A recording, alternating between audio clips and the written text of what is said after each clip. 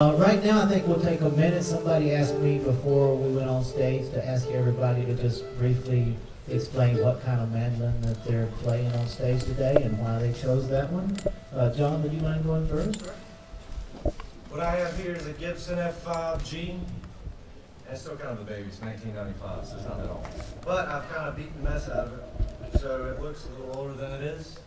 And as you can tell here with a lot of mandolin players that don't have a pink guard, my little pinky over the years of constantly scratching.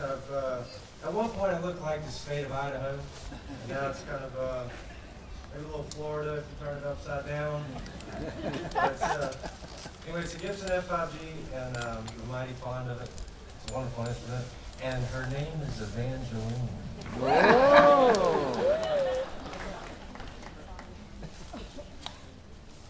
Yeah, how about you, Jenny? Well, this is a mandolin that belongs to Tony here, and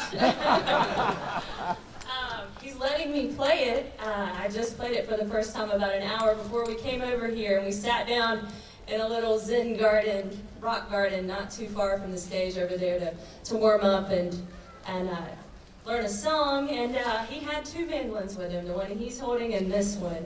And I played the one he's holding first, and I thought, this is the nicest sounding mandolin I've ever heard.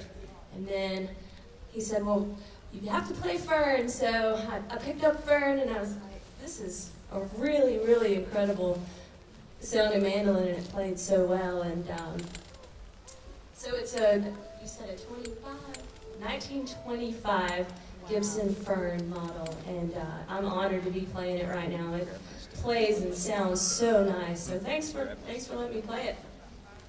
You sound great on it. Thank you for playing this wonderful instrument. That's what we're for. One of these days I'm going to buy a mandolin from Tony. I've already made up my mind.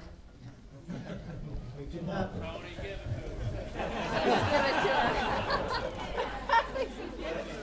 Give it to him.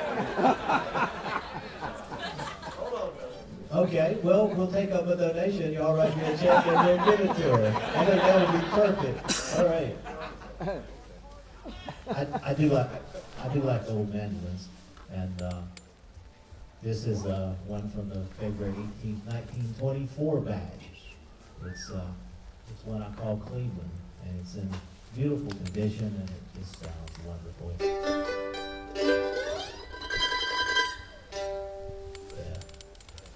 Sam? Hi. This is the mandolin that has its own T-shirt.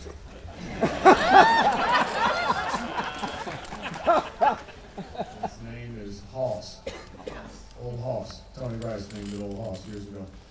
And it made in 1938. I thought, all these years, I thought it was in 1937, and I needed an appraisal from Mandolin Central, Tony Williamson, and for insurance purposes, and I found out after owning this thing, now owned it 40 years, got it in 1973, I was a year off for 39 years. Yeah, it's in 1938, I thought it was 37.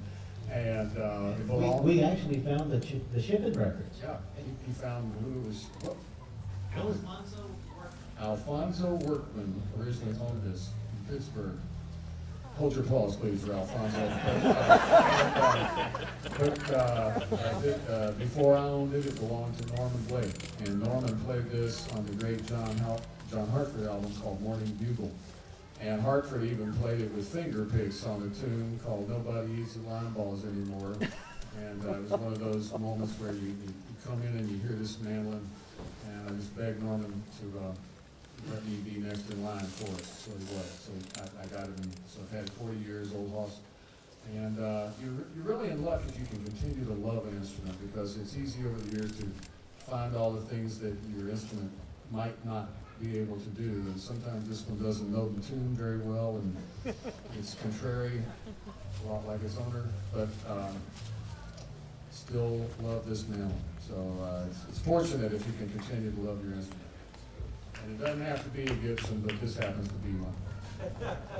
Well, it does sound great. So how about you, Aaron? Yeah, I got it's a Northfield mandolin, and I acquired this for free. That's one reason I'm playing it.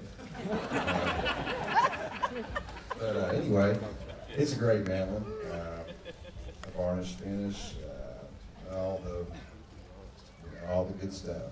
So I like it. Suits me. Bottom line is, does it suit the musician? And without a great player, it's just a hunk of wood. Chet Atkins, great story. Chet was playing one day in a studio, and a person looked at him and says, "Chet, that's a great sounding guitar, man." Chet goes, "Yeah." He took it off and put it on a guitar stand and goes, "How's it sound now?" So in the hands of these fine mandolin pickers, these mandolins sound pretty good. Yeah, absolutely, and these instruments were made to be played, and I'm a big believer in that. I mean, just because they're old does not mean you can't take them out and play them. All right, so what we got?